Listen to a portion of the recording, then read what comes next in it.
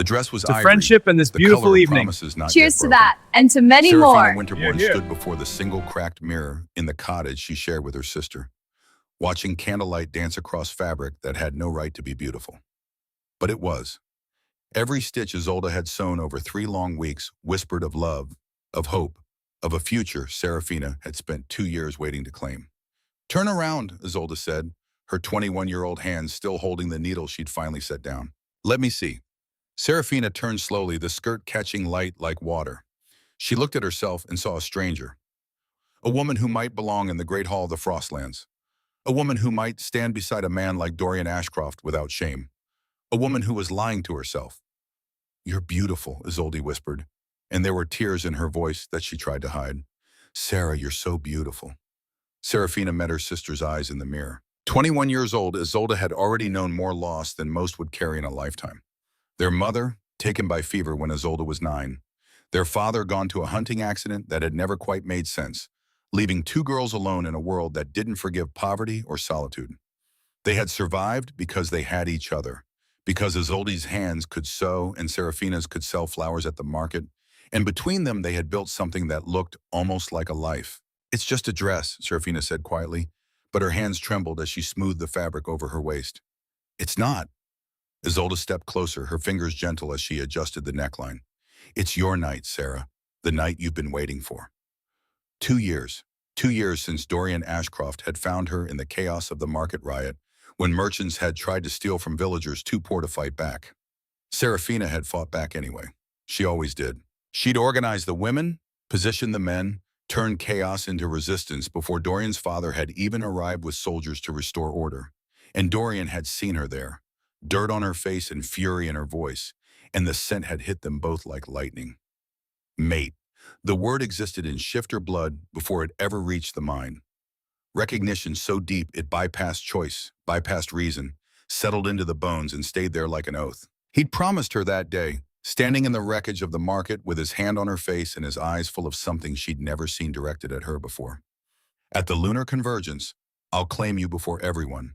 No one will be able to contest it after that."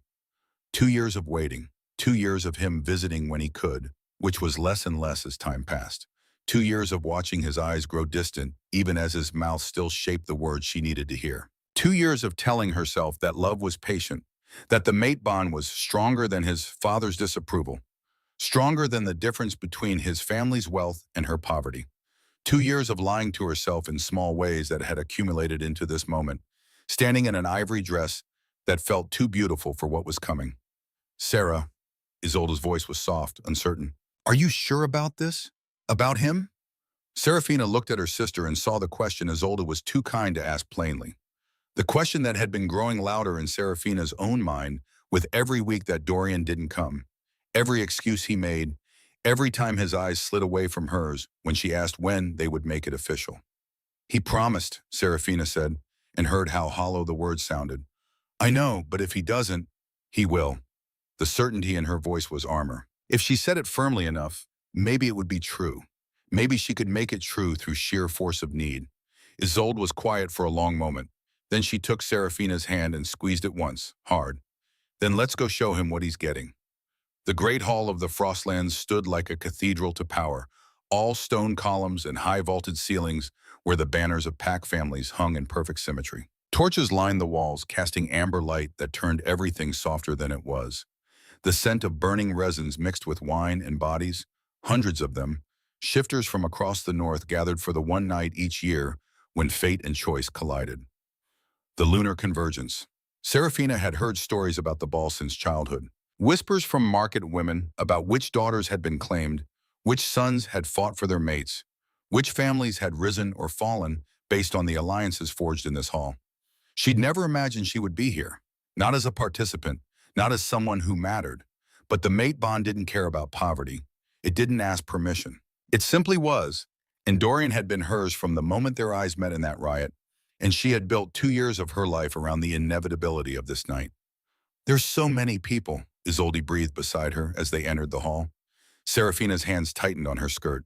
She scanned the crowd instinctively, searching for the one face that would make this real, searching for Dorian.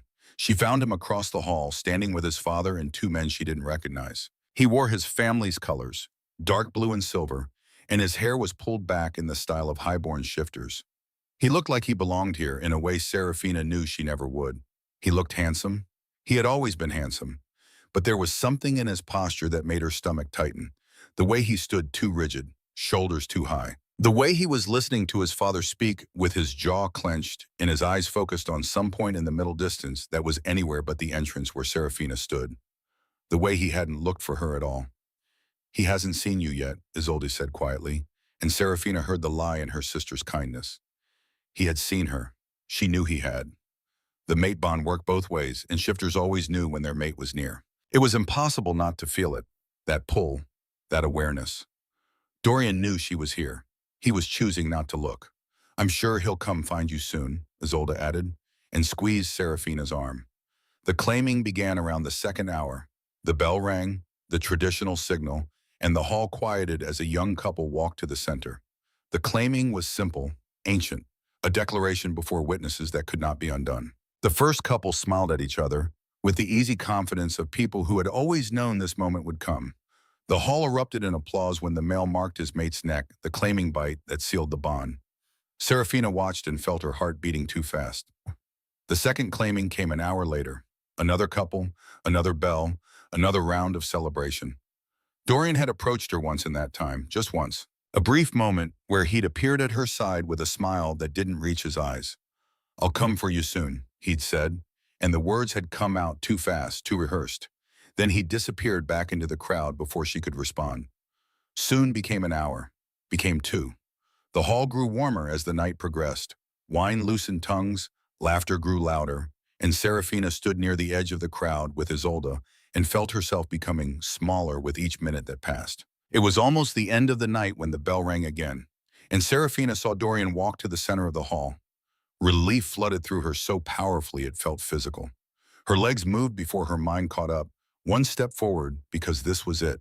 This was the moment she'd waited for. He was going to do it. He was going to claim her before everyone, and after tonight, no one would be able to say she didn't belong, that she wasn't worthy, that Dorian stopped alone at the center of the hall, and in a voice steady and clear enough that everyone heard, he said, "I, Dorian Ashcroft, heir of the Ashcroft family, here before the gathered packs, dissolve the mate bond with Serafina Winterbourne of the village of Thornhaven." The world stopped. Not in the poetic way of romance, but in the awful physical way of catastrophe. Like when you cut yourself badly and there's a moment before the pain hits where your mind is still trying to understand what happened, still trying to process the wrongness of it. Serafina couldn't move, couldn't breathe.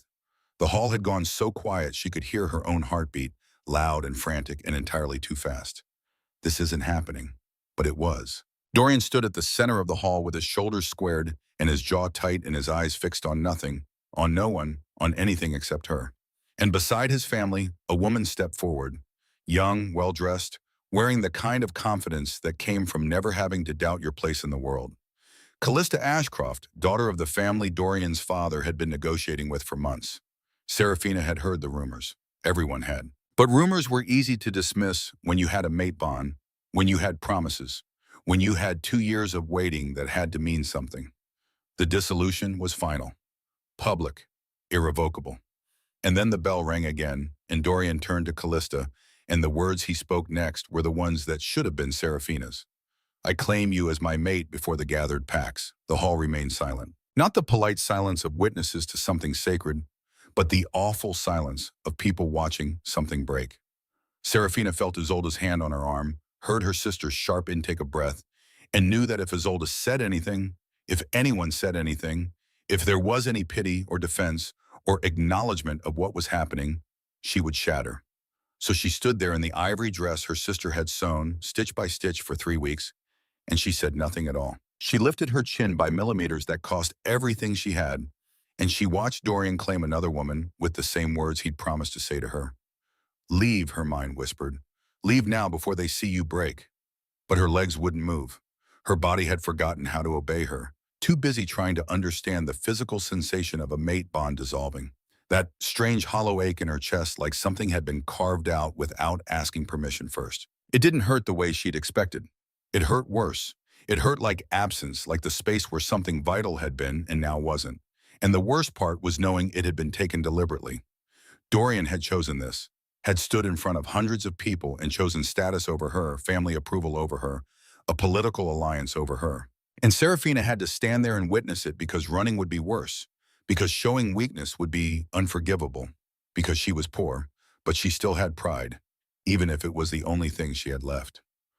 "Let's go," Isolde whispered, and her voice shook with barely controlled fury. Serafina nodded once and turned toward the exit on legs that felt like they belonged to someone else. She had taken perhaps 8 steps when the scent reached her. It wasn't like the mat bond with Dorian had been, that lightning strike of recognition. This was different, heavier. It carried weight in a way that made her wolf sit up and pay attention even through the numb fog of shock.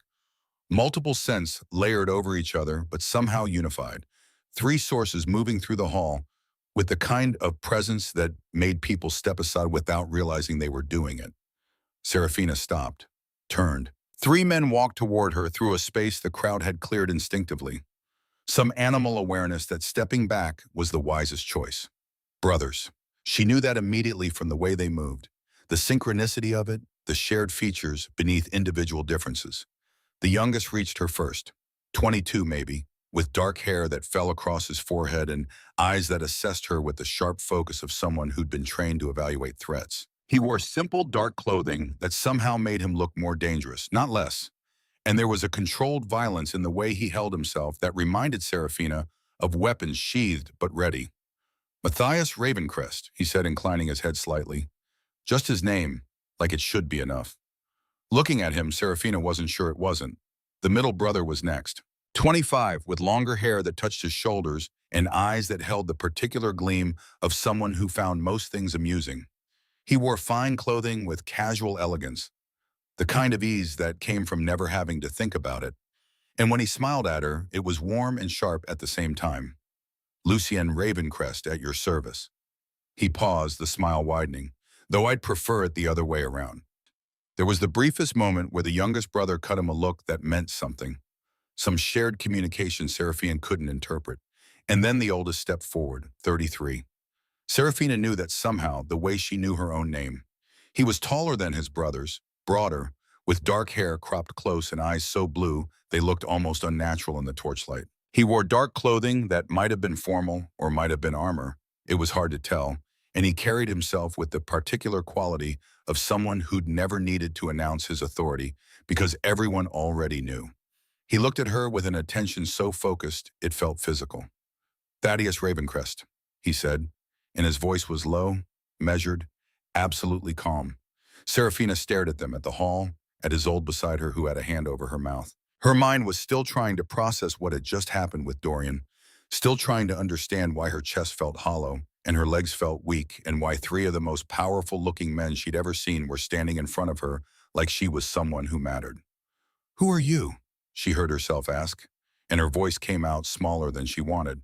Lucian's smile turned into something else, something almost gentle. "Well, technically speaking, I'm the diplomatic envoy of the Southern Territories, but that's terribly boring."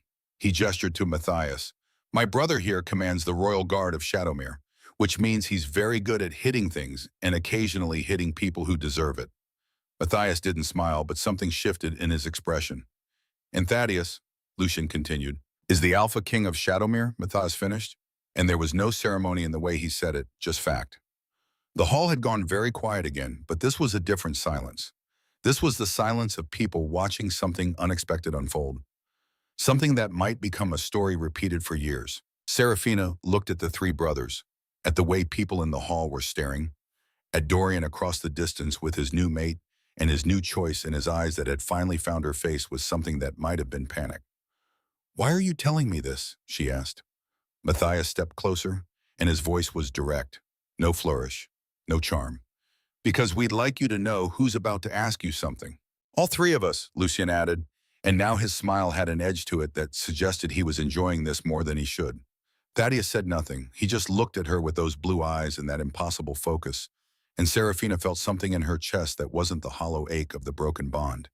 It was something else entirely. Something that felt like heat and pressure, and the beginning of understanding that her night was about to become something very different from what she had expected. "I would like to claim you tonight," Matthias said, and the hall's silence deepened. If you consent, Serafina's mouth opened. Nothing came out. Lucian stepped forward before she could find words. I would as well. The two brothers looked at each other, and Serafina saw something flash between them that might have been competition or might have been something more complicated. You cannot just, Matthias began. I can, and I did, Lucian interrupted smoothly. You said it first, I said it better. You have not said anything yet. Exactly. Elegance lies in what's left unsaid. That's the most ridiculous. You would have to go through me. Thaddeus's voice cut through his brother's argument like a blade through silk. They stopped. The hall stopped. Serafina stopped breathing. Thaddeus took one step forward, putting himself level with his brothers, and his eyes never left Serafina's face. If you will allow me, he said, and his voice was quiet enough that she shouldn't have been able to hear it across the space between them, but somehow she did. I would also like to claim you tonight. For a moment, no one moved. Then both younger brothers began speaking at once. With respect, you didn't even approach her all night. You stood there like a statue while and now you simply, typical, absolutely typical.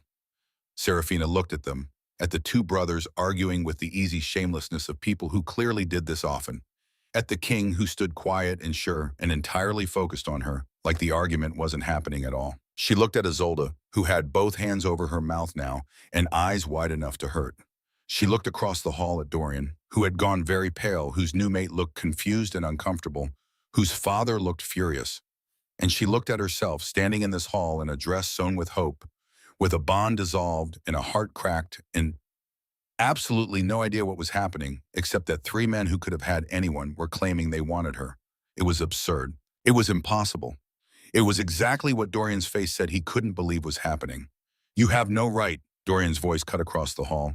He was walking toward them, and there was anger in his stride, the particular fury of a man who'd made a choice and was only now realizing its cost. Lucien turned to him with the mild curiosity of someone encountering an interesting argument. What a fascinating observation, he said pleasantly, coming from the man who just publicly relinquished any right he might have had. This is none of your concern.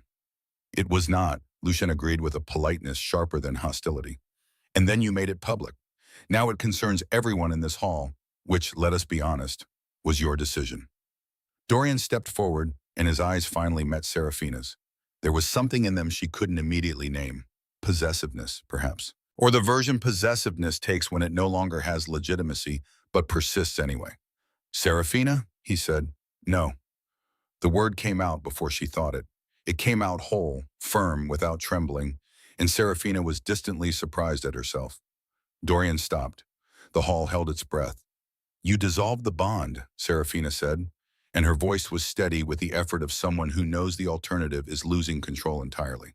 Before everyone, with the bell ringing. You cannot now. I made a mistake, he said, and there was urgency there, genuine enough to be irritating. My family, your family, Matthias repeated, and all the lightness he'd shown with his brothers was gone. This was the commander of the Royal Guard speaking now, every syllable placed with precision. Ordered you to sever your bond with your mate because she is poor, and you obeyed before a full hall, with the bell ringing, as she said. He paused, and the pause had weight. And now you are here claiming rights. Dorian turned to him. You will not. I will not what? Matthias stepped forward. It was a small step in distance and an enormous one in meaning. He was 22 with less experience than his brothers, but he led the guard of the most feared kingdom in the south, and his body knew it before his mind needed to confirm it. I will not defend her because I have no bond with her, Matthias continued. Interesting reasoning.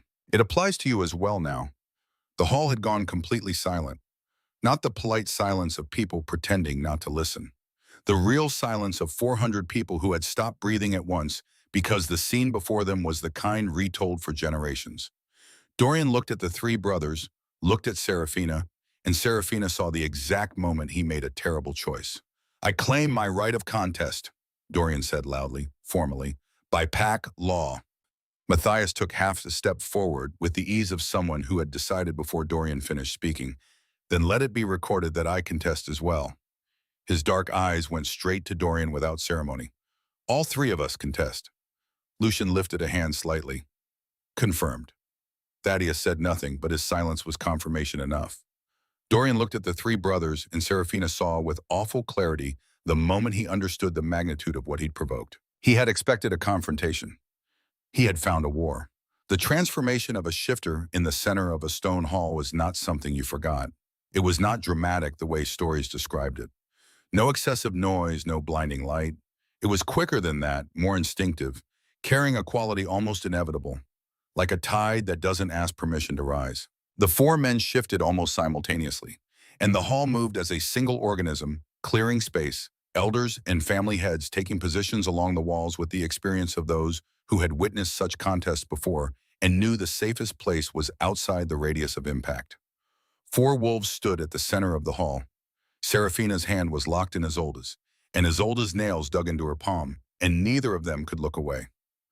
Dorian attacked first. It made sense. Anger brings speed but strips judgment, and he had arrived already furious from the moment he'd seen Serafina laughing with the Ravencrests, already panicked at what he'd thrown away, already desperate to reclaim what he'd been foolish enough to surrender. Matthias met him head-on without retreat. The fight was short, violent, and unbalanced from the first second. Dorian was a well-trained beta of good lineage. Matthias led the royal guard of the most feared kingdom in the south and had been forged accordingly. The difference was that between a man who learned to fight and one for whom fighting was a native language. It did not take long. Dorian fell with the quiet swiftness of someone who encountered more than he expected, and Matthias stepped back without celebration. It was not a victory worth claiming. Then Lucien and Matthias locked eyes. Serafina noticed, with a strangeness she couldn't immediately name, that something passed between them. A wordless exchange too fast to calculate, the kind that only exists between people who know each other deeply enough to dispense with language. Then they lunged at each other, and the fight between brothers was entirely different. Longer, more balanced, carrying the particular quality of two men who know each other's moves by heart and still do not hold back. Matthias was stronger. Lucien was more cunning. The outcome remained uncertain long enough for the hall to truly hold its breath. Thaddeus stood still, watching his brothers with blue eyes and that expression Serafina was beginning to recognize. Not worry, not anxiety. The calculated focus of a man waiting for the precise moment, never losing control of the moment before it. Lucien yielded. He fell with more elegance than anyone had the right to in wolf form, which Serafina thought was entirely consistent with everything she'd learned about him in one night. Then only Matthias and Thaddeus remained. The hall fell silent in a different way. Now there was something in the way the two brothers regarded each other in that space that transcended contest.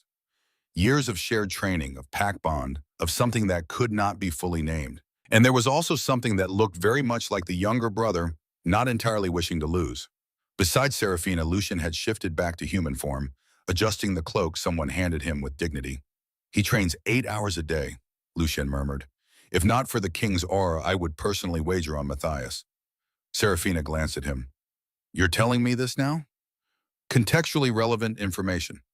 The fight between the two brothers was the longest of the three. It carried a brutality the earlier ones had not because of greater anger, but because of greater equality. And equality makes every advantage costly. Thaddeus bled. Matthias forced him back twice. And Serafina, who had begun the night trying not to let anyone see how afraid she was of something entirely different, found herself standing at the edge of the open space with her heart lodged in her throat for a reason she could not properly examine. Why is my heart racing? Why am I so nervous? She had no bond with Thaddeus. There had been no claim, no mark, nothing to justify the particular tension that had taken root in her chest the moment those blue eyes met hers in the hall. Yet it was there anyway, inconvenient and entirely uninvited. Matthias fell, not entirely. He stumbled, lost balance for a fraction of a second that proved enough, and Thaddeus pressed him down with a weight that was half strength and half something harder to name. That particular quality of an alpha king that was not merely muscle, but something that existed before the body itself.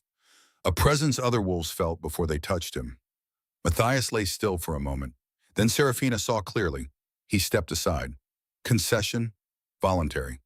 The kind that exists only between brothers. The hall released the breath it had been holding. Thaddeus turned, still in wolf form, and his eyes found Serafina immediately, as though nothing else in the hall deserved attention. He moved toward her with slow, deliberate steps that made the distance between them shrink with an inevitability she felt in her spine before anywhere else. Then he lowered his head. It was not submission, it was acknowledgement. The difference vast, and every shifter in the hall felt it. It was how an alpha recognizes something he deems worthy. And in that gesture was a language older than any ball, or bell, or decree. Isolde released Serafina's arm and stepped aside as though her feet had decided before the rest of her. One of the elders extended a dark cloak edged in silver, the mantle offered after a contest. And there was a formality to the gesture that acknowledged the legitimacy of what had just occurred. Thaddeus accepted it. The transformation was swift and quiet, and when he straightened, he was human again. Dark hair damp from exertion, a cut along his jaw that had already stopped bleeding, blue eyes in the expression of someone who had reached the center of something and had no intention of retreating. And then he knelt. The Alpha King of Shadowmere, kneeling in the center of the Frostlands Hall before 400 witnesses. Serafina could not move a single muscle. Thaddeus looked up at her with unhurried attention, not demanding a swift answer, not making anything easier, simply present with a clarity she found irrationally harder to endure than everything that had preceded it. "You owe me nothing," he said, and his voice was low, but the hall was so quiet it carried to every corner. "And you need no reason at all to say no. But I would have you know the request is real." A pause, deliberate and weighted. "Will you be my mate, Serafina?" The hall absolutely still. Serafina felt Isolde beside her not breathing, felt the eyes of everyone there, felt Dorian across the space, still carrying anger, but layered now with the kind of pain one earns and yet still feels. Felt the two Ravencrest brothers, Matthias with arms crossed and an expression she could not entirely read. Bangern. Toya read, Lucien with the corner of his mouth lifted in something almost but not quite a smile, and felt Thaddeus kneeling before her, waiting. Her heart was so loud she was certain everyone could hear it. Her legs felt uncertain beneath her. The hollow ache in her chest from the broken bond was still there, would probably be there for days, maybe weeks. But underneath it, around it, growing stronger with every second Thaddeus waited with infinite patience, was something else. Something that felt like choice, like agency, like a door opening to a future she had not imagined but could suddenly almost see. "I accept," she said. The words came out firmer than she expected, steady enough that she surprised herself. Thaddeus did not smile immediately. He held her gaze for a moment with that quiet focus, as though storing the moment before letting it pass. Then he rose slowly, close enough that she had to tilt her chin slightly to maintain eye contact, and brought his hand to the side of her neck with a gentleness she had not anticipated from a man who had just fought 3 others to reach this moment. The claiming mark was sudden heat, deep and unforgettable, because it was not merely physical. It was the bond closing. Different from what she had felt with Dorian, different in texture, weight, everything. That had been recognition without choice. This was choice with recognition. And between the two lay something Serafina felt settling in her chest as something she would need time to fully understand. What she had not anticipated was her body's response. Her heart, the traitorous thing, was pounding so hard and fast she was mortifyingly certain any shifter within 10 feet could hear it. Her legs, which had carried her through public humiliation and silence and an entire contest, chose that exact moment to forget their function. Serafina felt the floor grow slightly uncertain beneath her and could not determine whether it was the weight of the bond, the heat of the mark, or simply the fact that Thaddeus Ravencrest stood inches from her with blue eyes on her face and smelled like something she categorically refused to analyze. "Do not faint," she ordered herself. "You will not faint now, please." But the body had opinions of its own. Thaddeus's hand reached her before she realized she was falling.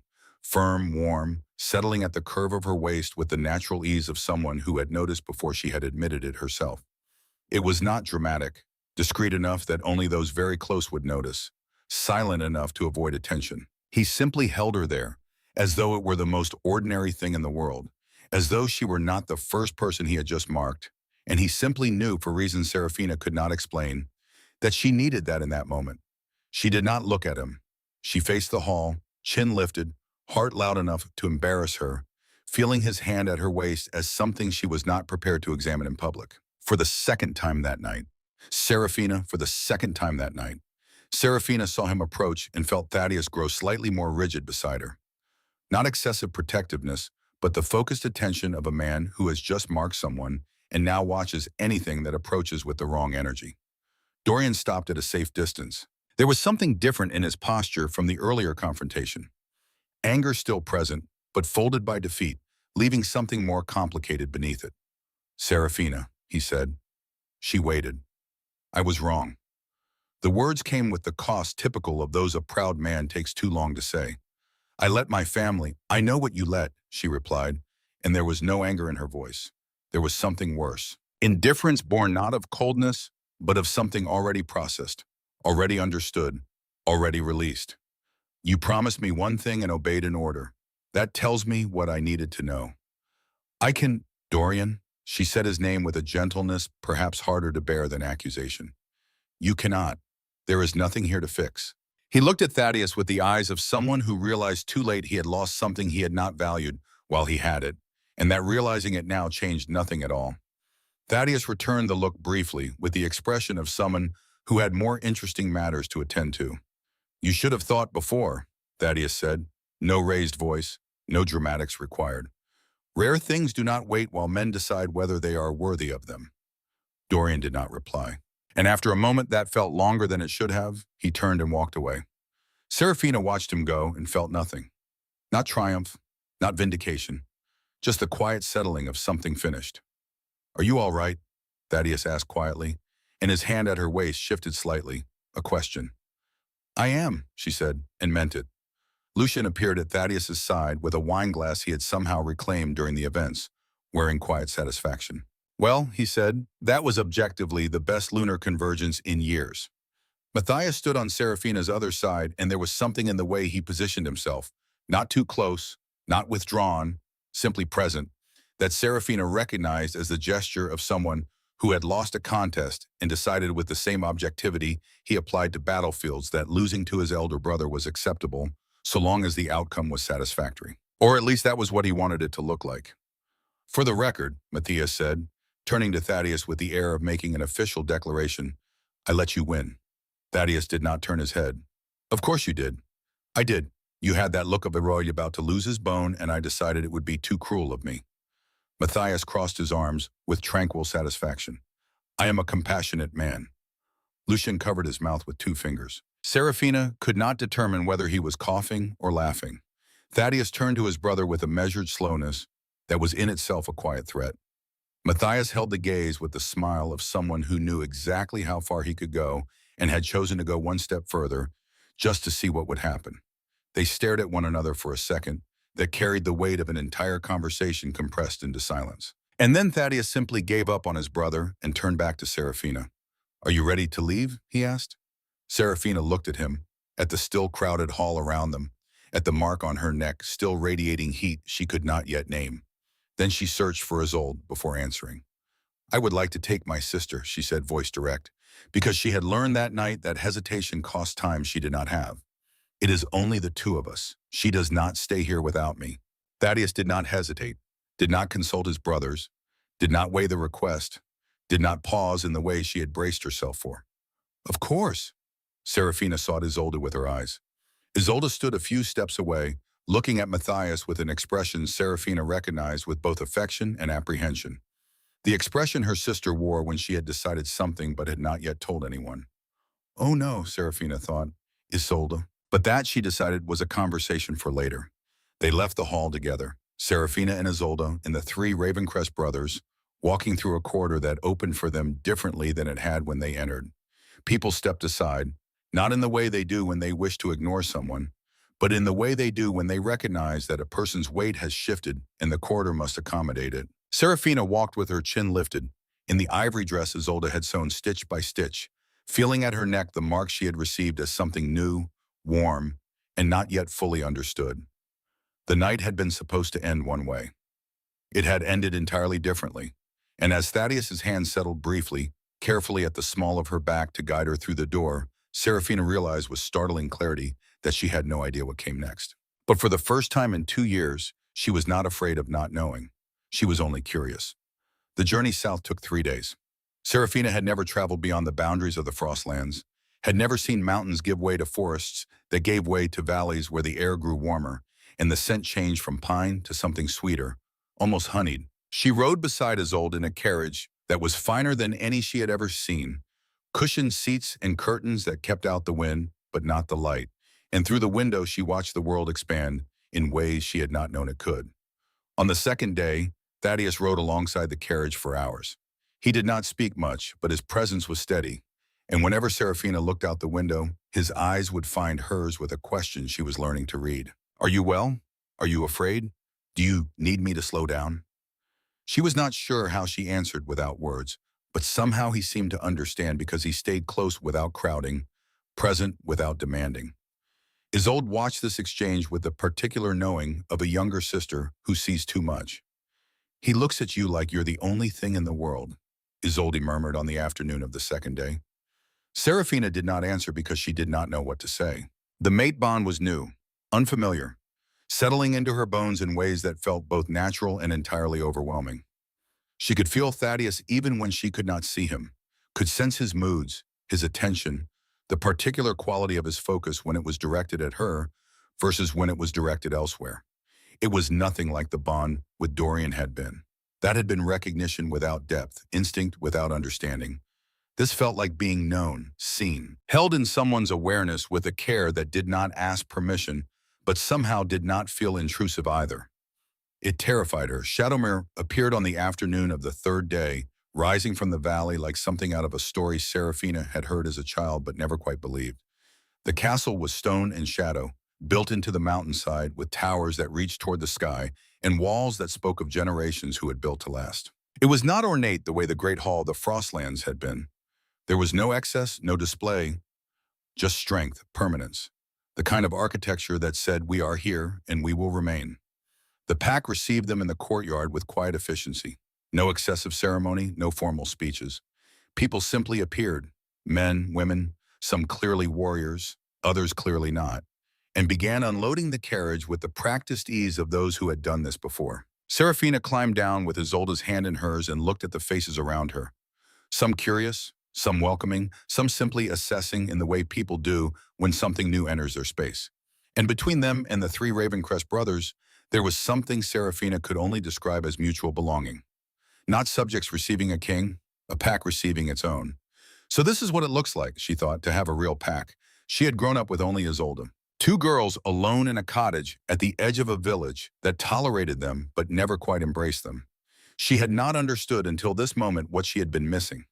The weight of community, the sense of being part of something larger than yourself. It made the castle feel both more welcoming and more overwhelming all at once. Your chambers are ready, Lucian said, appearing at her side with the easy grace of someone who knew every inch of this place. Yours and your sister's, adjacent, as requested. Serafina looked at him. I didn't request. Thaddeus did. Lucian's smile was small, knowing. The moment we left the Frostlands, he was very specific about it. Something tightened in Serafina's chest that she could not name. A servant, a young woman with kind eyes, stepped forward and gestured toward the entrance. This way, my lady. My lady. The words felt strange, but Serafina followed anyway, Isolde at her side, into whatever this new life was going to be. The chambers were larger than the entire cottage she had shared with Isolde. Serafina stood in the doorway and stared at the space, the bed draped in dark fabrics, the fireplace already lit and warming the stone walls, the window that overlooked the valley with a view so beautiful it hurt to look at. This cannot be right, she said aloud. It is. Thaddeus's voice came from behind her, quiet and sure. She turned. He stood in the doorway with his hands loose at his sides, and there was something in his expression that suggested he had been waiting to see her reaction. This is too much, Serafina said, and gestured helplessly at the room. You are my mate, Thaddeus said simply. This is your home now. These are your chambers. She opened her mouth, closed it, swallowed the words before they could escape.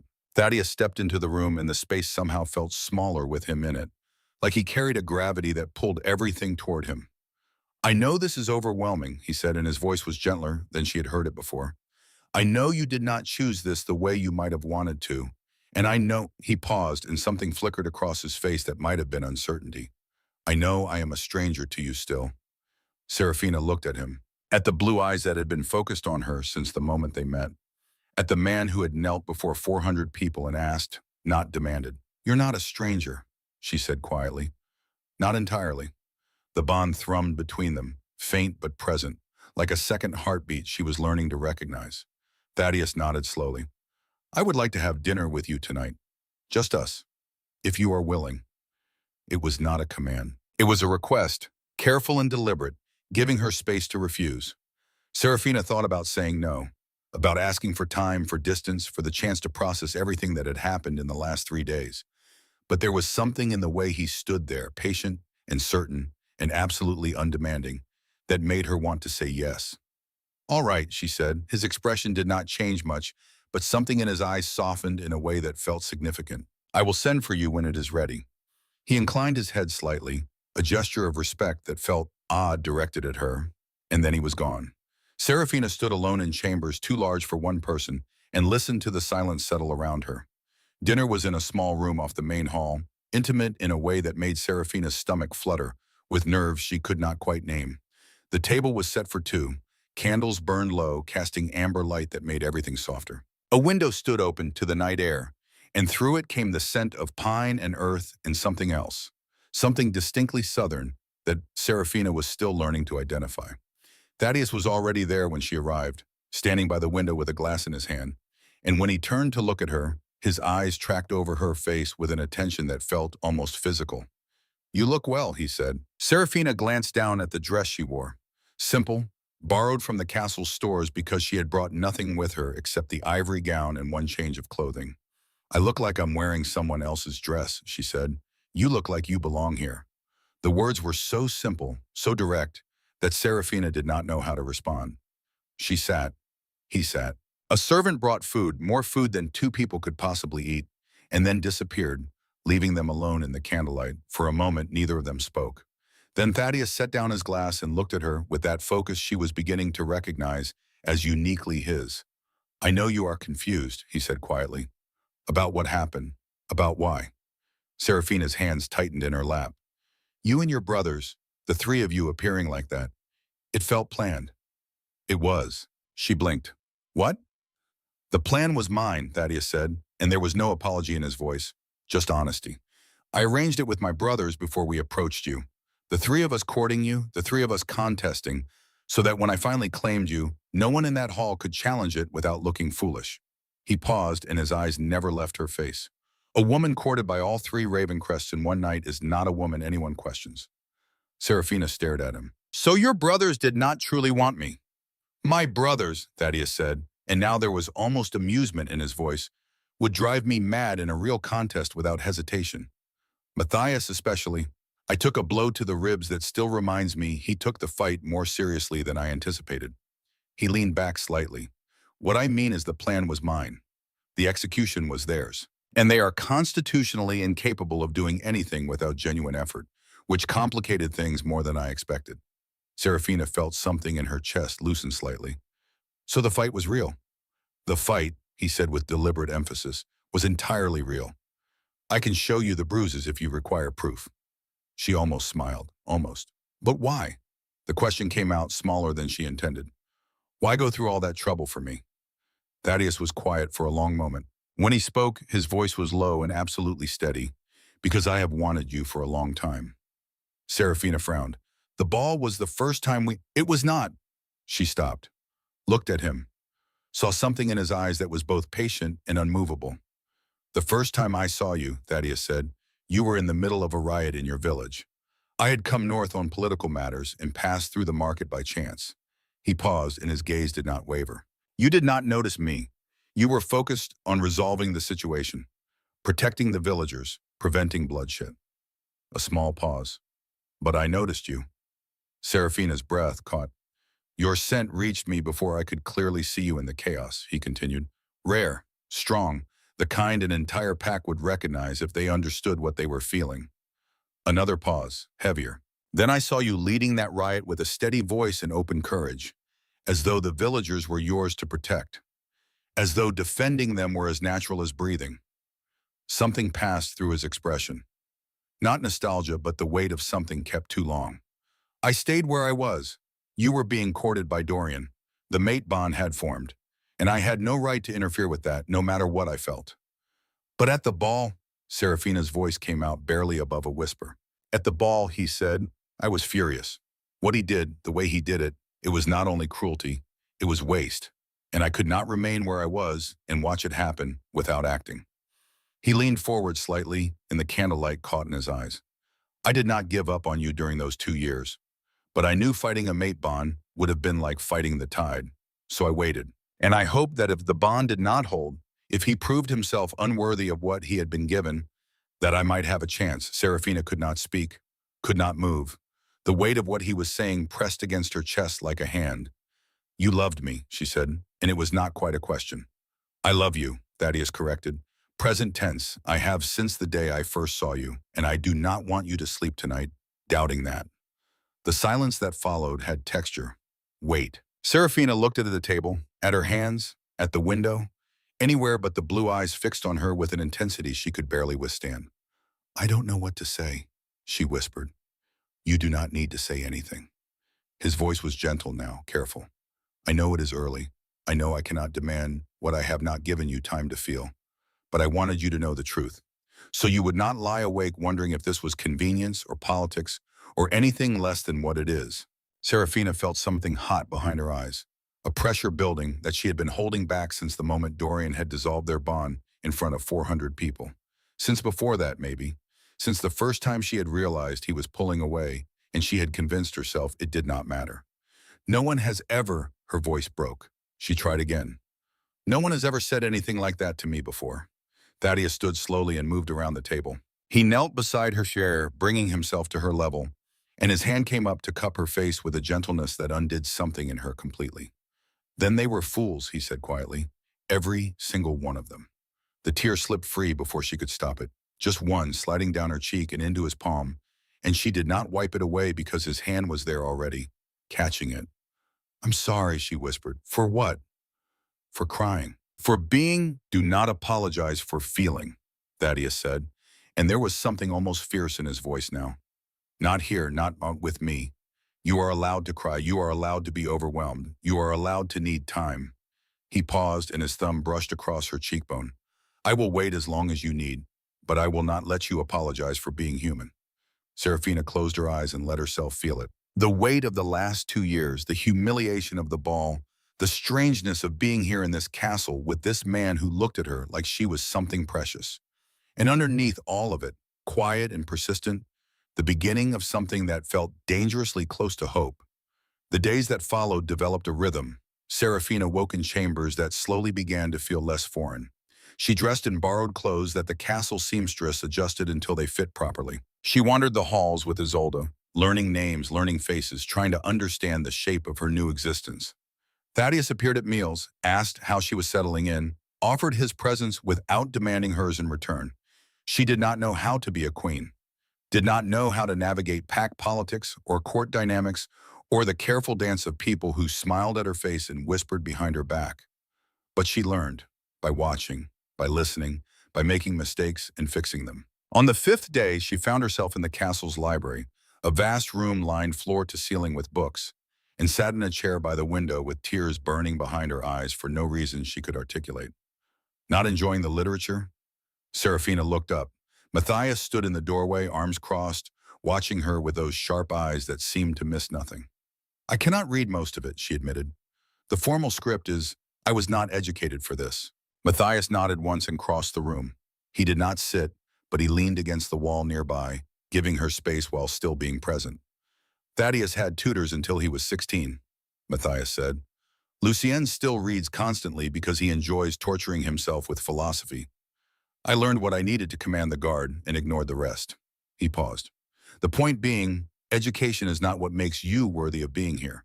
You are here because my brother claimed you. Because you said yes. That is the only qualification that matters. Serafina looked at him, at this young man, 22, just a year older than Isolde, who commanded the royal guard and fought like he was born doing it. Does it not bother you, she asked quietly, that he chose someone like me? Matthias tilted his head slightly. Someone like you. Poor, uneducated, from nowhere. You mean someone brave enough to stand in front of a riot and organize resistance before trained soldiers arrived? Matthias's voice was dry. Someone who walked through public humiliation without breaking?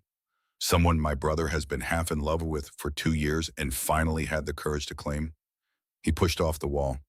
No, it does not bother me. If anything, I am relieved. I was worried he would choose someone boring. Serafina felt the corner of her mouth twitch despite herself. Matthias noticed. There, that is better. You have been wandering these halls like a ghost for days. It was starting to concern people. I do not know how to do this, Serafina said. Do what? Be what he needs. Be what this place needs. Matthias was quiet for a moment. Then he crouched down so he was at her eye level, and his voice when he spoke was surprisingly gentle. Then learn, watch, listen. Ask questions when you need to. Make mistakes and fix them. He paused. But do not hide in empty rooms pretending you do not belong.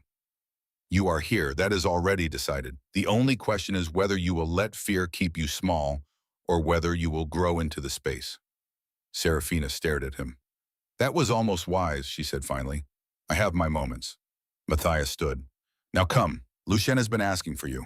He wants to teach you something about diplomacy, which probably means he wants to gossip about the other kingdoms and call it education. Despite everything, Serafina found herself smiling.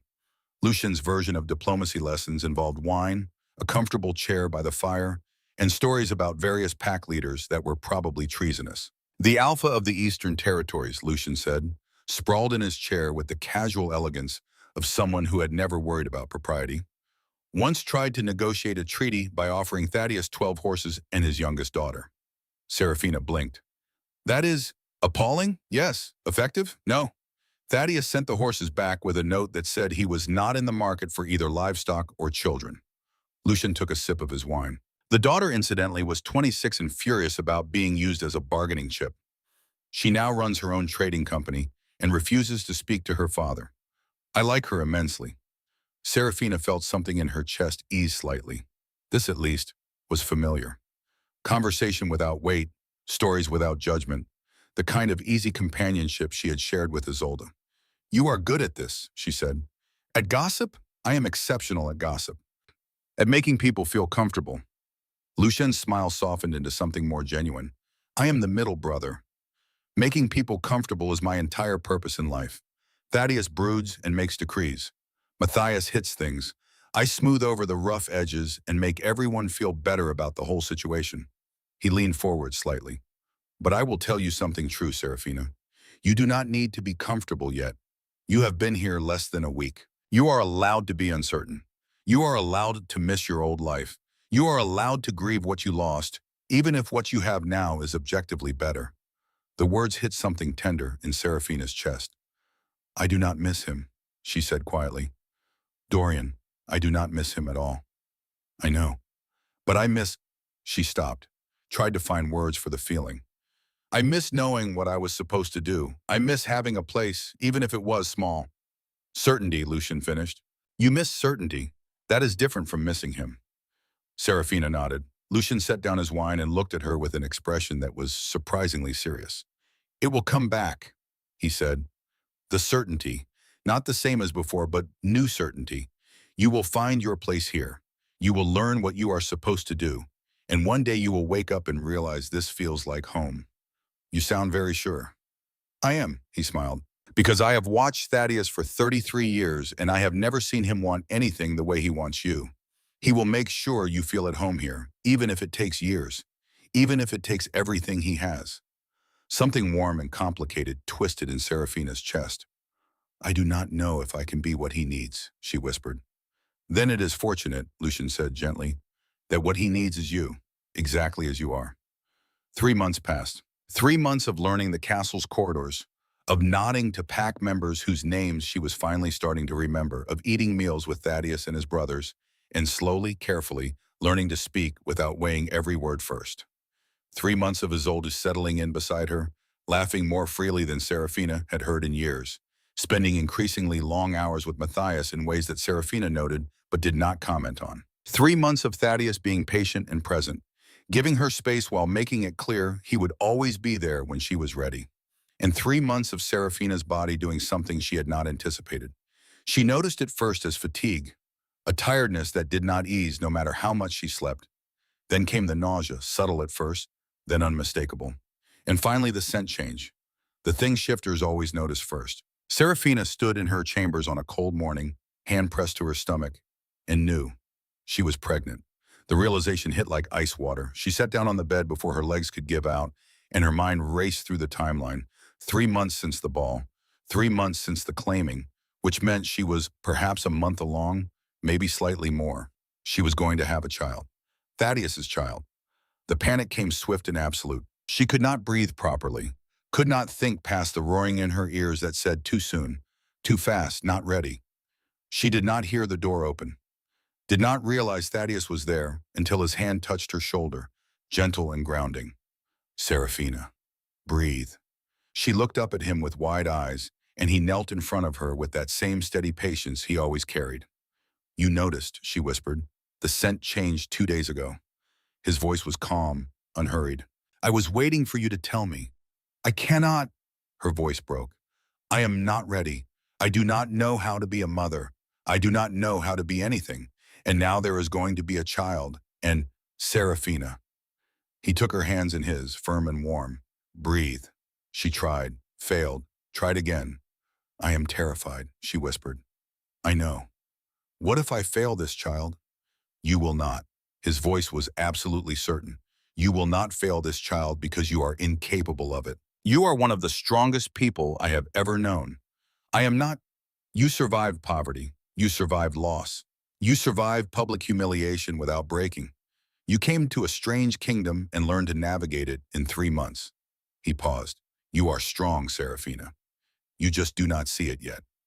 She looked at him, at the blue eyes that had been steady on her since the night they met, and felt something crack open in her chest. I am so scared, she whispered. Then be scared. Thaddeus's hands tightened on hers. Be scared, and I will be steady. Be uncertain, and I will be sure. You do not have to do this alone. You have never had to do anything alone since the moment you said yes. The tears came then, hot and fast and unstoppable, and Thaddeus pulled her into his arms without hesitation. He held her while she cried, solid and unmoving, and Serafina buried her face in his shoulder and let herself feel all of it. The fear, the uncertainty, the overwhelming strangeness of a future she had not chosen but was being asked to accept. And underneath it all, quiet and persistent, something that felt dangerously close to trust. The bloodline revelation came 2 weeks later, delivered by Lucien with the kind of careful neutrality that suggested he knew the information was significant. They were in Thaddeus's study. Serafina had started spending more time there as her pregnancy progressed, finding comfort in his presence even when they did not speak. When Lucien entered with a folder of papers and an expression Serafina could not quite read. I investigated your scent, Lucien said without preamble. The way it carries, the particular quality of it. Serafina's hand went instinctively to her stomach. Is something wrong? No, nothing is wrong. Lucien set the papers on the desk. But your family is not what you thought it was. Thaddeus stood from his chair, and his attention sharpened immediately. Lucien looked at Serafina. Your bloodline traces back to House Silvercrest, an ancient noble family from the Eastern Territories. They were powerful once, pack leaders, wealthy, influential. He paused. 4 generations ago, there was a coup. Someone within the family betrayed them to rivals. Your great-great-grandparents fled with their children and whatever they could carry.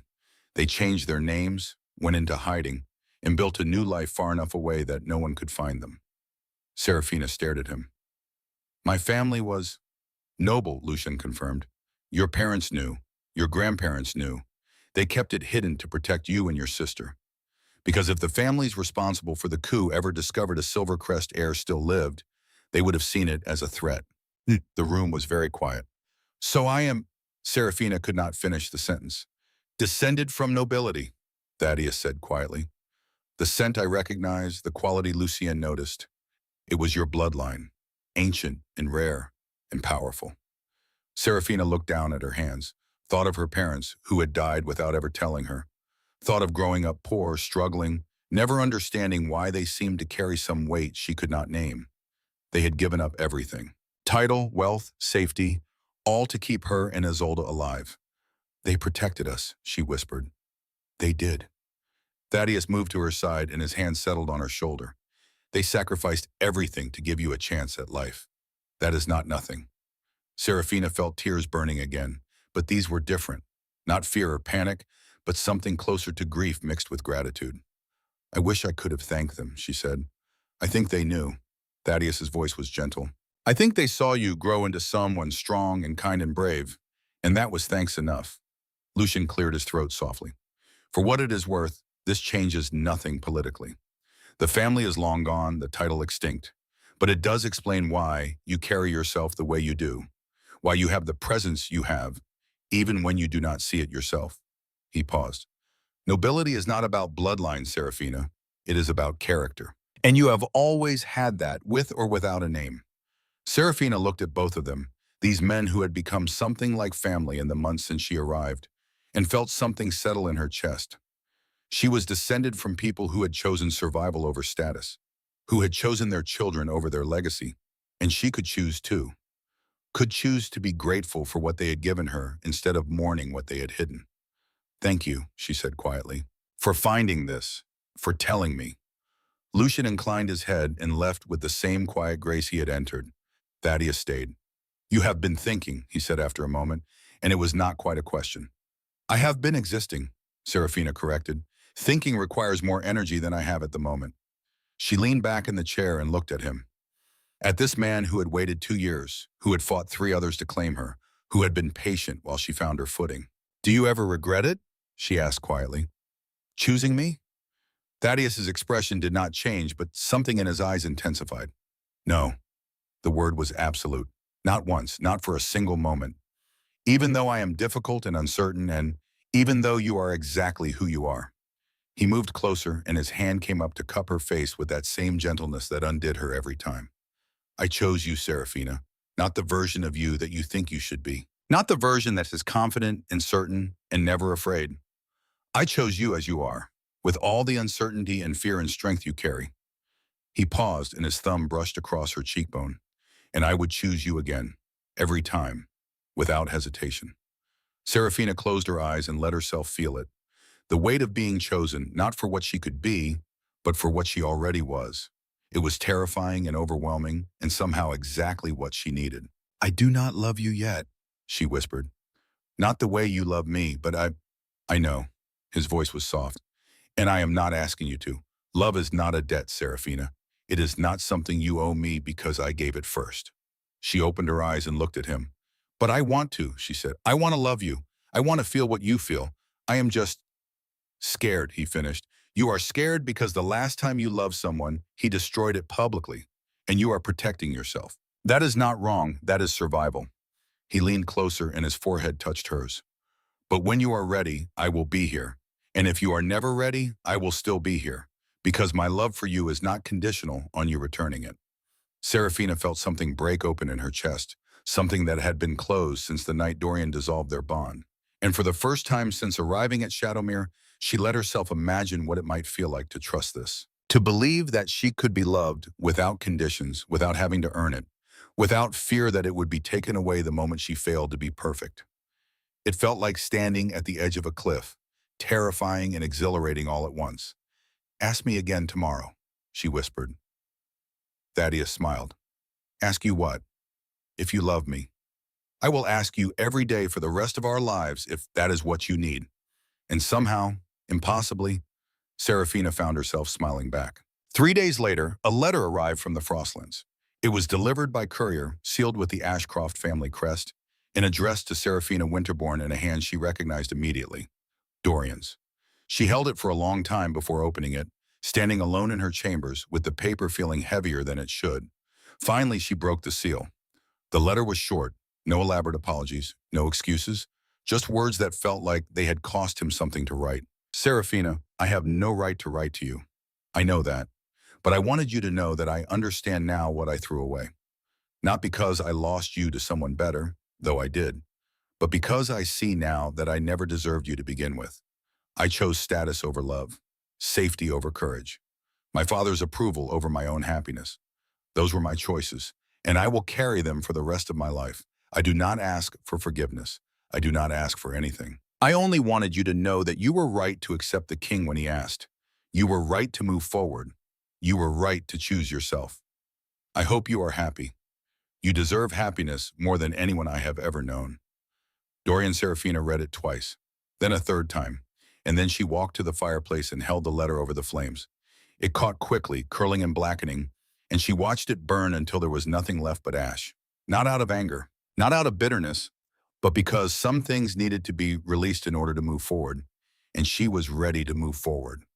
When Thaddeus found her an hour later, she was standing by the window with her hand on her stomach and tears on her face. Serafina? His voice was careful, concerned. She turned to him and smiled through the tears. I am all right, she said. I promise. I am just grieving, he finished gently. Letting go, she corrected. He crossed the room and pulled her into his arms, and she let herself be held, let herself cry, let herself feel the strange, complicated grief of releasing something that had once mattered and no longer did. And when the tears finally stopped, when she pulled back to look at him, she saw something in his eyes that made her breath catch. Patience, understanding, love, always love. Have I told you I love you today? He asked quietly. It was a question he had started asking every morning, a ritual she had come to expect, to rely on, to need more than she would ever admit aloud. You have, she said, but I do not mind hearing it again. I love you, Serafina, today and every day, without condition, without expectation, just because you exist and I cannot help it. She looked up at him and felt something shift in her chest, something that had been closed beginning to open, something that had been afraid beginning to trust. I'm starting to believe you, she whispered. Good. He kissed her forehead, soft and deliberate. That is all I need. And standing there in his arms with the afternoon light streaming through the window and a child growing inside her and a future she was finally beginning to see, Serafina realized something. She was not afraid anymore. Not of this, not of him, not of the possibility that she might actually deserve the happiness she had been given. For the first time since arriving at Shadowmere, she felt like she was exactly where she belonged. 6 more months brought changes Serafina had never imagined. She woke to morning light streaming through windows that had become hers in ways that had nothing to do with ownership and everything to do with belonging. She woke to the weight of 2 children, twins she had learned 3 months ago, moving inside her, active and insistent. And she woke to Thaddeus beside her, propped on one elbow, watching her with those blue eyes that had become as familiar as her own heartbeat. You are staring, she murmured, not opening her eyes fully. I am appreciating. That is a creative word for staring. His hand settled on the curve of her stomach, warm and possessive in a way that no longer frightened her. Have I told you I love you today? Serafina opened her eyes and smiled. It was their ritual now, this question. Every morning without fail, as though he needed to remind her, needed her to hear it until it became as essential as breathing. You have not, she said. You have been too busy staring. Appreciating wrong, he corrected, and there was that rare smile, the one that belonged only to her. I love you, Serafina, today and every day. You and the 2 tiny humans who will not let you sleep through the night. She laughed softly and placed her hand over his. They are your children. They inherited your stubbornness. My stubbornness kept me waiting 2 years for you. I consider it a virtue. Serafina looked at him, at the man who had knelt before 400 people and asked instead of demanded, who had been patient when she needed space and present when she needed stability, who had loved her with a consistency that had finally, inevitably, broken through every wall she had built. I love you too, she said quietly. The words still felt precious in her mouth. She had said them for the first time 2 months ago, standing in this same room after a particularly difficult day where everything had felt overwhelming and he had simply held her until the world made sense again. He had gone very still when she said it, as though afraid to move, afraid to break whatever spell had allowed the words to form. Then he had kissed her with a tenderness that made her cry and whispered against her mouth, say it again. She had, and again. Until the words felt less like a confession and more like a truth she had been carrying without knowing it. Now she said it easily, freely, and watched his expression soften every single time. That never gets old, Thaddeus said, and leaned down to kiss her forehead, then her nose, then her mouth. I could hear it 1,000 times and it would still feel like the first. You are very dramatic for a king. Only with you. A knock at the door interrupted them. Thaddeus sighed and pulled back, and Serafina felt the loss of his warmth immediately. Enter, he called. Lucian stepped in, already dressed and carrying papers that suggested the day was starting whether they wanted it to or not. He took one look at them and smiled. Am I interrupting? Yes, Thaddeus said. Excellent. That is my favorite thing to do. Lucian set the papers on the table by the window. The final preparations for the lunar convergence are complete. Families have begun arriving, and Matthias is prowling the castle like a caged wolf, which means he is nervous, which means tonight is going to be very entertaining. Serafina sat up carefully, one hand supporting her stomach. At 7 months pregnant with twins, everything required more effort than it used to. He has not claimed Isolde yet? She asked. He has been waiting for tonight. Lucien's expression gentled. He wants to do it properly, before witnesses, the way it should be done. The way it was not done for me the first time, Serafina thought, and felt only a distant echo of old pain. That night at the Frostlands felt like it had happened to a different person, someone smaller and less certain. Isolde is terrified, Serafina said. She has been changing her dress 3 times a day for the past week. Matthias is worse, Lucienne said cheerfully. I found him yesterday practicing what he was going to say, out loud, to himself in the armory. Despite everything, Serafina laughed. Thaddeus stood and began dressing with efficient grace. Is everything else in order? The hall is ready, the families are being received, the food is prepared. All that remains is for our very pregnant queen to make an appearance and remind everyone why you fought 3 men to claim her. Serafina felt heat rise to her face. I am not sure I can remind anyone of anything, except that I am currently shaped like I swallowed a boulder. 2 boulders, Thaddeus corrected mildly and caught her hand when she tried to swat at him. He brought it to his mouth and kissed her palm. You are beautiful. You have been beautiful every single day since I met you. Pregnancy has only made it more obvious. You are required to say that. You are the one who did this to me. Technically, we both, Thaddeus. He smiled unrepentant and helped her stand. Lucien watched them with the expression of someone deeply satisfied with how things had turned out. I will leave you to prepare. Try not to be late to your own ball.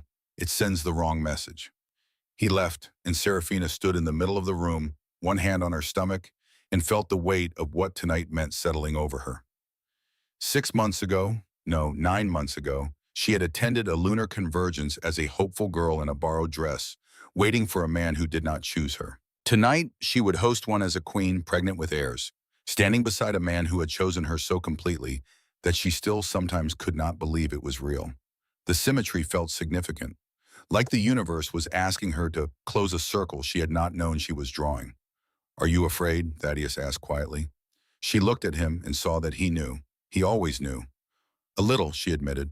The last time I attended one of these is not this time.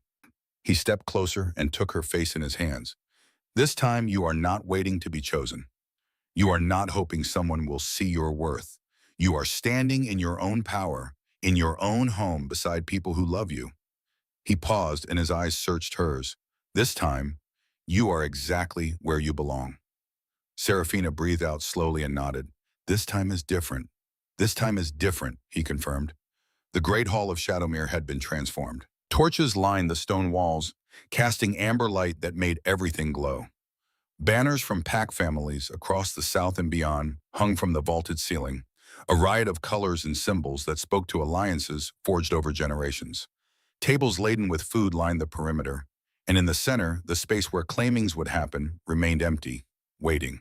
Serafina entered on Thaddeus's arm and felt the weight of every eye in the room turned toward her. She wore deep blue, the color of Shadowmere, in a gown that had been specifically designed to accommodate her pregnancy without hiding it. Her hair was swept back, simple and elegant, and at her throat she wore the silver pendant that marked her as Thaddeus's mate. She looked like a queen, and this time, she felt like one too. The crowd parted as they walked through and Serafina heard the whispers, some admiring, some curious, some assessing in the way people always assess those in power. But there was respect in those whispers, recognition. She had earned her place here, through surviving, through learning, through becoming someone who could stand in this hall and belong. Thaddeus leaned close and murmured, You are radiant. I am enormous. You are carrying my children. That makes you radiant by default. She smiled despite herself and let him guide her to the raised platform. Lucien was already there, resplendent in formal attire.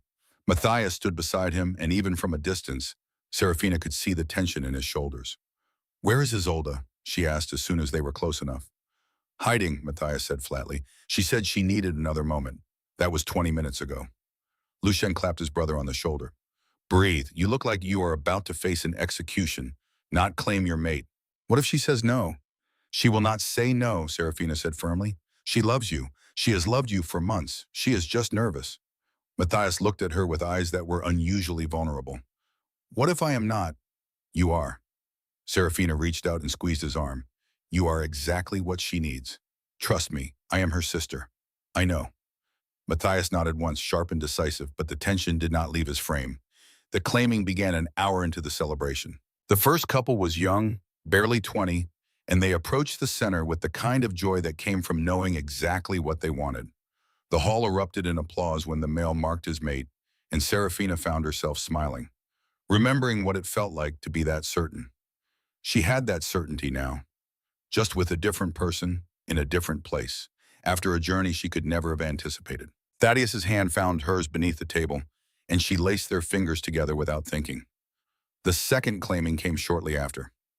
Another couple, older this time, claiming each other with the quiet satisfaction of people who had waited years for this moment. And then the bell rang a third time, and Matthias stood. The hall quieted immediately. Everyone knew who he was, what it meant when the commander of the Royal Guard stepped forward to claim. Matthias walked to the center of the hall with controlled precision. He stopped and turned toward the crowd, and his voice when he spoke was steady and clear. "Isolde Winterborn," he said, "if you will have me, I would claim you as my mate." The hall held its breath. For a moment, nothing happened. Then Isolde appeared at the edge of the crowd, and Serafina's heart squeezed so tightly it hurt. Her sister wore pale green, the color of spring, and her dark hair fell loose around her shoulders. She looked young and terrified, and so beautiful that Serafina felt tears burn behind her eyes before she could stop them. Isolde walked forward slowly, and Serafina could see her hands trembling even from the distance. When she reached Matthias, she looked up at him with wide eyes and whispered something only he could hear. Matthias smiled then, truly smiled, and said loudly enough for everyone to hear, "Yes, I am sure." Isolde laughed, the sound breaking on something that might have been a psalm, and said, "I accept." The hall erupted. Matthias pulled her into his arms and marked her with a gentleness that belied his reputation as a warrior. And Serafina had to look away because the tears were falling now, and she could not stop them. Thaddeus's arm came around her shoulders, and he pulled her close without a word. "I am happy," Serafina managed to say. "These are happy tears." "I know. She deserves this. She deserves to be loved like that." "She does." His hand rubbed slow circles on her shoulder. "And you gave her that chance. You brought her here. You protected her. This is partly your gift to her." Serafina pressed her face into his shoulder and let herself cry. Let herself feel the overwhelming joy of watching her sister receive everything she had ever wanted. When she finally pulled back, Isolde was standing in front of them, Matthias at her side, and her face was wet with tears too. "Sarah," Isolde whispered. Serafina stood carefully and pulled her sister into her arms. They held each other the way they had held each other through everything. Their parents' deaths, poverty, uncertainty, fear, and Serafina felt the circle closing. They had survived, both of them, and they had found something neither of them had dared to hope for. Love, safety, home.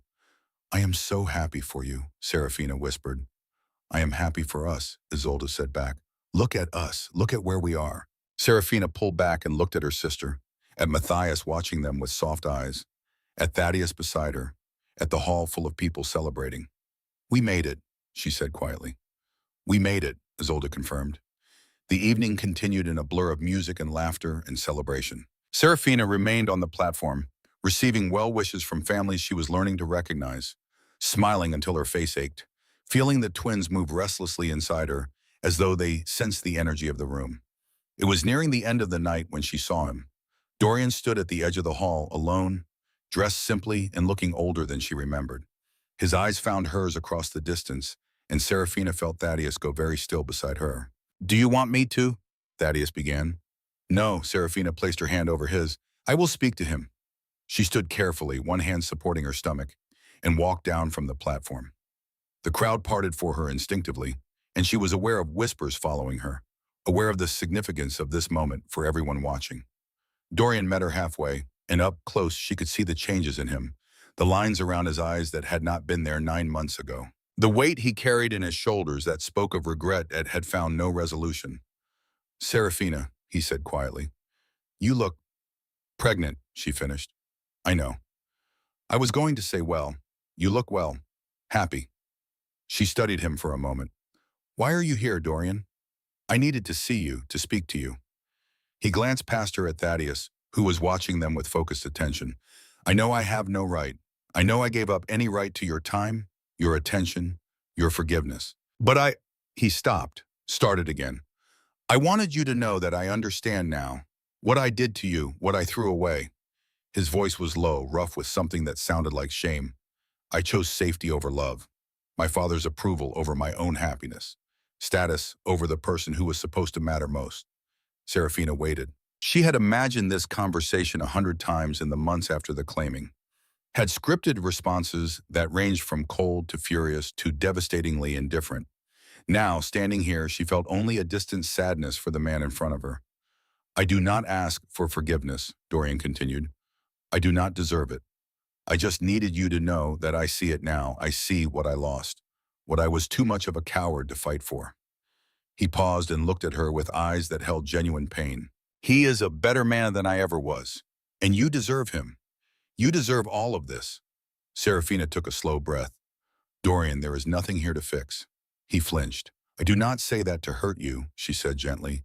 I say it because it is true. When I look at you now, I feel nothing.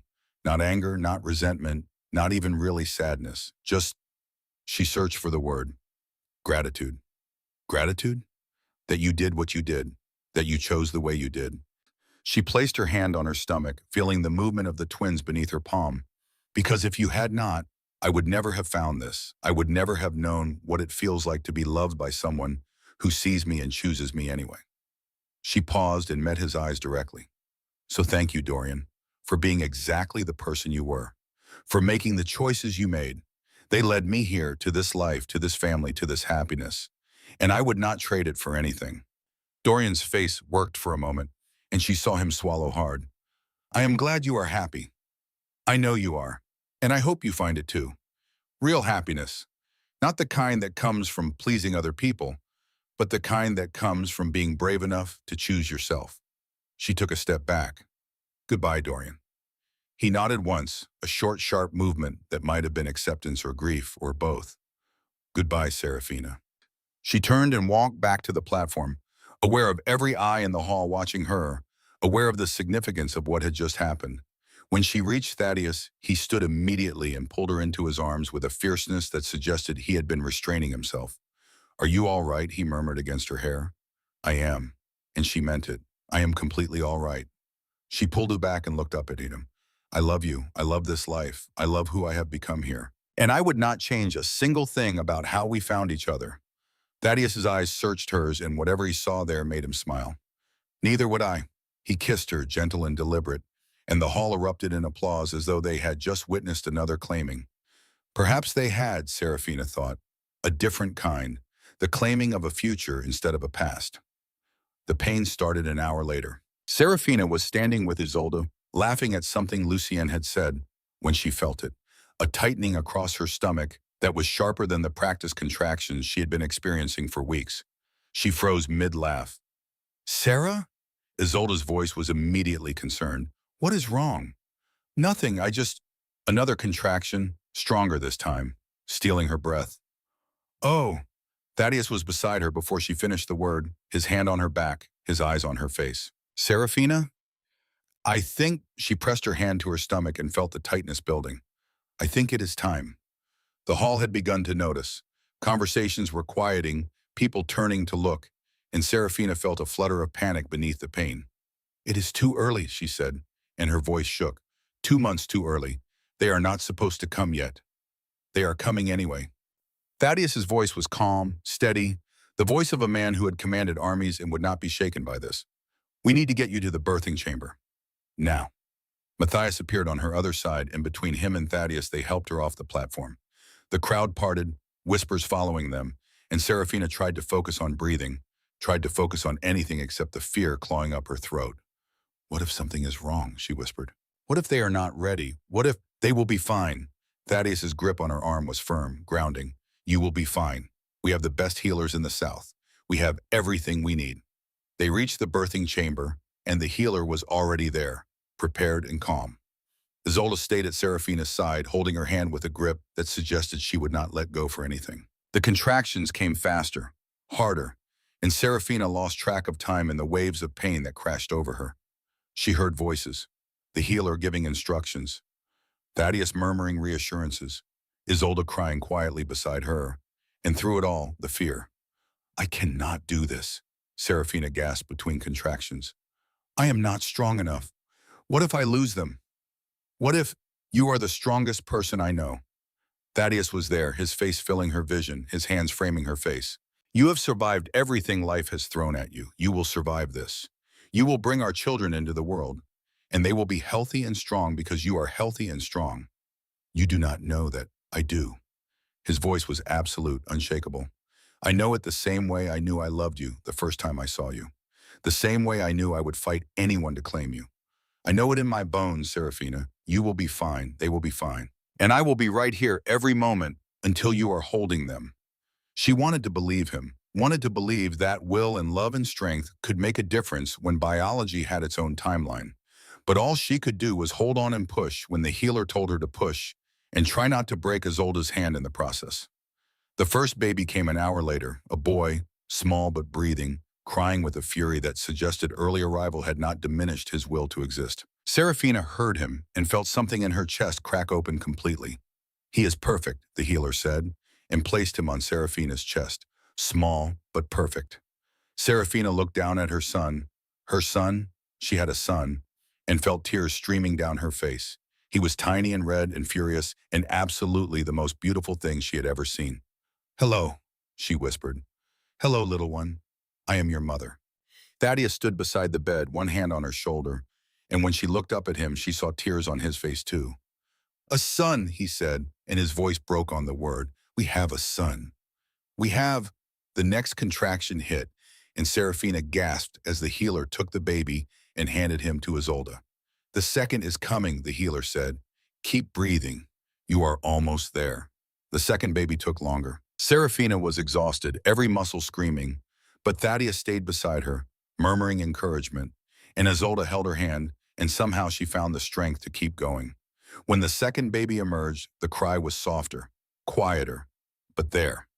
A girl, the healer announced. You have a daughter. Serafina reached for her immediately, and when they placed her on her chest beside where the boy had been moments before, Serafina felt complete in a way she had not known she was missing. A son and a daughter, twins, early but breathing, crying alive. They are here, she whispered. They are actually here. Thaddeus leaned down and kissed her forehead, then her mouth, and his hands settled over hers where she held their children. You did it, he said. You brought them into the world. Our family. Serafina looked at him, at Isolde crying happy tears beside the bed, at the two tiny humans she had carried and worried over and loved before she ever met them. We did it, she corrected. All of us. 6 months later, Serafina woke to sunlight and the sound of Kieran babbling to himself in the cradle beside the bed. The boy, they had named him Kieran, meaning Dark One, had his father's stubbornness and his mother's lungs. The girl, Alara, meaning bright light, was quieter, more observant, already seeking her brother's presence even in sleep. Thaddeus was already awake, sitting in the chair by the window with Alara in his arms, watching the sunrise with the quiet contentment of a man who had found everything he needed. Have I told you I love you today? He asked without turning. Serafina smiled and climbed out of bed, lifting Kieran and settling him on her hip. You have not. You have been too distracted by our daughter. She is very distracting. He looked at Alara with an expression so tender it made Serafina's chest ache. She looks like you. She looks like trouble. That too. Serafina crossed the room and sat on the arm of his chair, and for a moment they just existed there. 2 adults, 2 children, sunlight streaming through the window, and a peace so complete it felt fragile. I love you, Serafina, Thaddeus said quietly. Today and every day. You and the family we have built, I love all of it. She leaned down and kissed him, soft and unhurried. I love you too, so much it sometimes frightens me. Good fear or bad fear? Good fear, the kind that comes from finally having something worth losing. Thaddeus's hand came up to cup her face. You will not lose this. You will not lose me. I promise you that. You cannot promise that. I can promise that I will fight for it. For you, for them, for this life we have built together. His eyes held hers. I will fight for it the same way I fought to claim you, with everything I have, for as long as I live. Serafina felt tears burn behind her eyes, but they were happy tears now. Always happy tears. She thought of the girl she had been 9 months ago, the one who stood in an ivory dress and watched the man she thought was her future choose someone else, the one who thought she was not enough. would never be enough. That girl would not recognize her now. And that was exactly as it should be. Thank you, she said quietly. He looked up. For what? For seeing me? For fighting for me? For loving me when I could not love myself? For giving me this? She gestured to the room, the children, the life they had built. All of it. Thaddeus's expression softened into something she had no words for. The honor, he said, has always been mine. Kieran chose that moment to grab a fistful of Serafina's hair and yank, and Alara started fussing for food, and the perfect moment dissolved into the beautiful chaos of parenthood. But as Serafina settled into the chair to feed her daughter while Thaddeus entertained their son, she thought about the journey that had brought her here. From a girl who sold flowers at the market to a queen raising the heirs of Shadowmere. From someone who thought love was about being chosen to someone who understood it was about choosing each other every day, through all the messy, imperfect, beautiful moments that made up a life. From broken to whole, from alone to surrounded by family, from convinced she was not enough to certain she was everything. She looked at Thaddeus, who was making ridiculous faces at Kieran and getting rewarded with baby laughter, and felt her heart swell so large she thought it might burst. Years later, when her children asked how she knew their father was the one, Serafina would tell them the truth. Because he fell to his knees and asked, and in that moment I knew I was not something to be taken or claimed or owned. I was something to be cherished. And that made all the difference. The story ended the way the best stories do, with love, with family, with a woman who learned her worth and refused to settle for anything less. And with the quiet certainty that sometimes the worst moments of our lives are simply the universe clearing space for the best ones to arrive. Serafina had been rejected publicly, humiliated completely, broken in ways she thought were irreparable. But she had also been chosen by 3 alphas, claimed by a king, and loved so thoroughly that she finally understood what she had always deserved, everything. And in the end, that was exactly what she got.